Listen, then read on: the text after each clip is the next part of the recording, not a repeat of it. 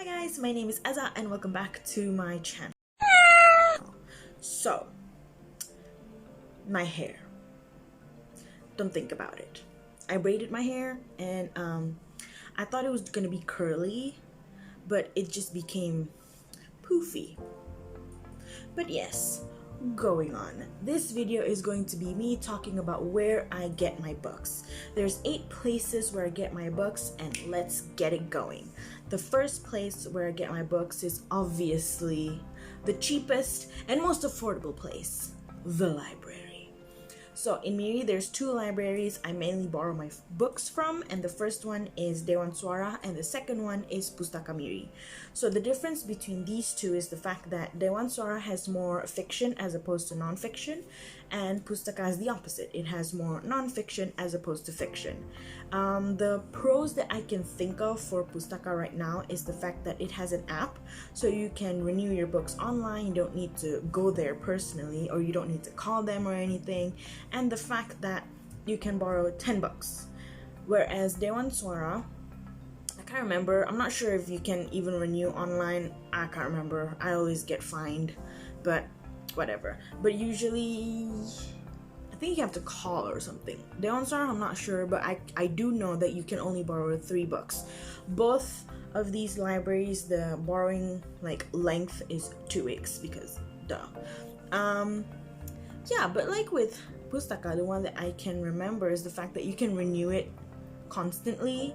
I've been renewing the same Brazilian Jiu-Jitsu book for the past 5 months, so yeah, they haven't called for me yet. The next place I get my books from is Scribd. I can't remember if Scribd is a subscription. Well, obviously it is a subscription, my bad. I can't remember if it's a website or an app type of thing, but the ones that I use is mainly an app, and the subscription that I pay for it is about $4 a month, which is about roughly 12 to 13 ringgit per month. And the reason why I like Scribd so much is because number 1, it's cheap. Not really cheap, but affordable. Number 2, it has audiobooks, ebooks, magazines, and whatever you want. And the thing that I really like about Scribd is the fact that, I can get mainstream books, like all the Julia Quinn books that I want to read. Sometimes it's not really available in libraries or wherever, so I get that from Scribd. And also, I think right now they have the Sarah J. Maas books. I'm not gonna read that because, let's be honest, that book is shit. I'll put all the links down below, by the way, if you're interested to get the subscription. So the next place that I get my books from, I haven't used this one in years, but the third place that I get my books from is Netgalley. So Netgalley is basically a website where you can request for books that haven't been published yet. So basically review copies, right? And the crux of this free book you can get from Netgalley is the fact that you need to do a review for it. Doesn't matter if it's like a YouTube review or a blog review. They most preferably prefer blogs over YouTube, you know. But hey, free books is free books. I haven't used this in a while, and my Netgalley books is like in the hundreds. I think the last time I checked the Netgalley was like 2 years ago. I kind of stopped reading books from Netgalley. Not that it's not good, it is. I have found some good gems in Netgalley.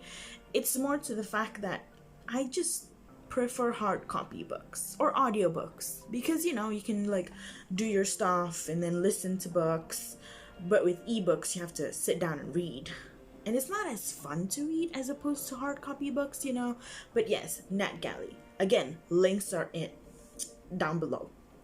Okay, what else? Number 4 is again self-explanatory, which is I just buy the books from Popular or any bookstores.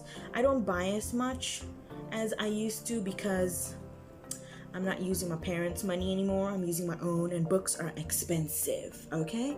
Books are really expensive, especially if you want the mainstream ones or the popular ones. Bitch, those cost about 50 plus. I don't even know why books are so expensive. I mean 50 plus for this thin? What? And make it make sense. Make it make sense to me. Unless I really want that book, then I'll buy it. But other than that, I usually buy my books when it's on sale. Next is review copy. Okay, the review copy is different from Netgalley. Like Netgalley, I have to request it from Netgalley themselves, but review copy, the authors come to me personally and tell me like, hey, you want to review my book? This doesn't happen because unfortunately I'm not really that big in the book reviewing scene, especially for local publishers or authors. Yeah, it's a bit sad, but hey, I can't really blame them. I mean, like, I'm on hiatus randomly all the time, so yeah. Review copies, although I have to say I got one review copy recently from, I think Anatan is the author's name, and the book is called Amok. I'm gonna do a review on that soon. I'm still reading it. So exciting, so exciting. Okay, next is Libby. Libby, if you don't know, is essentially an app like a library app. I don't know how to explain Libby, but yeah, Libby is essentially another place for like free books because it's basically an online library. Now, how you can get free books from Libby, because obviously library books, is you download the app Libby. Once you open it, you sign up, you choose your the library that you want, which is the, what is it? Let me check my notes. Which is the National Library of Malaysia. That's the library that you want if you are Malaysian. And then for the library card, you put in the numbers not really the numbers, but the alphabets P and M, ranging from 001 to PNM 999. So you can just randomly put a number and you can just borrow books there. In Libby, again, it's like Scribd, where you have audiobooks, you have ebooks, you have comics, but as opposed to Scribd, this one is completely free. The reason why I don't use Scribd so much is, again, the books that I want to read is not there. Yeah, basically it. But yeah, I mean, like, it's free. Just download the app, you're good to go. Next place I usually get my books is Google Books. I mean, like, you'd be surprised at how many free books there are in Google Books. Are they good? Not really, no. It's always those smutty sex BDSM books. They're not even written that well. But sometimes, if you're a bookworm and you don't have anything to read, sometimes you just get desperate. Alright, desperate. But not as desperate as my last place.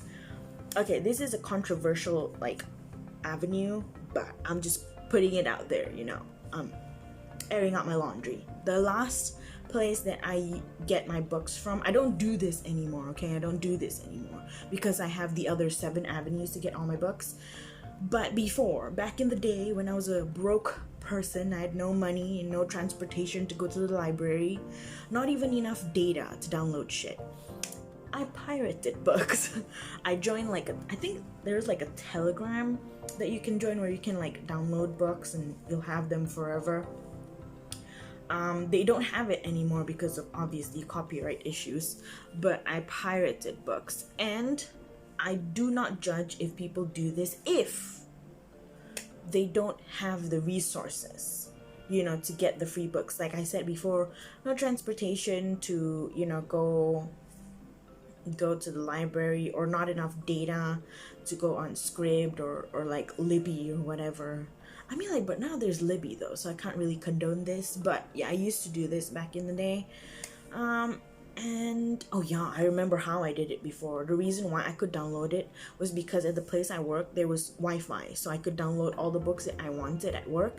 And then by the time I went home and didn't have internet, I could read the books. So, not condoning it, but I'm just going to say you have other resources that you can use, like Libby, Scribd, Google Books, library. Like, you don't really need to pirate books anymore, So yeah, all the links that I said are gonna be put down below. If you enjoyed the video, give the video a like and subscribe if you like it. If you don't, this is the video for today.